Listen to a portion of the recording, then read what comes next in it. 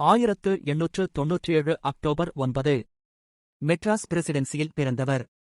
M. Bhaktavatsalam ஒரு சாதாரண குடும்பத்தில் பிறந்து சென்னை சட்டக் கல்லூரியில் படித்து வழக்கறிஞராக சென்னை உயர்நீதிமன்றத்தில் பணியாற்றினார்.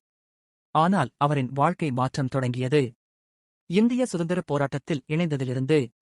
உப்பு சத்தியாகிரகம், குவிட் இந்தியா இயக்கம் இவற்றில் கலந்து கொண்டு சிறை சென்றவர். 1937 முதல் முறையாக சட்டமன்ற உறுப்பினராக தேர்ந்தெடுக்கப்பட்டார். பின்னர் காங்கிரஸ் அரசில் அமைச்சர் பதவிகள் வகித்தார். 1963 அவர் உயர்ந்தது முக்கியமான தருணம். மெட்ராஸ் மாநிலத்தின் முதலமைச்சராக பொறுப்பேற்றார். அவரது ஆட்சி காலத்தில் இந்தி எதிர்ப்பு போராட்டங்கள் மிகப்பெரிய அளவில் நடந்தன. அது தமிழ்நாடு அரசியல் வரலாற்றையே மாற்றியது. 1967 தேர்தல் தோல்விக்குப் பிறகு அரசியலில் இருந்து விலகினார். பிப்ரவரி 1987 13 அன்று அவரது வாழ்க்கை முடிவுக்கு வந்தது. ஒரு வழக்கறிஞர், ஒரு சுதந்திர வீரர், ஒரு மாநிலத்தின் முதலமைச்சர். இவை அனைத்தும் ஒரே மனிதர். பக்தவத்சலம். இதுதான் வரலாறு பேசும் ஒரு வாழ்க்கை பயணம்.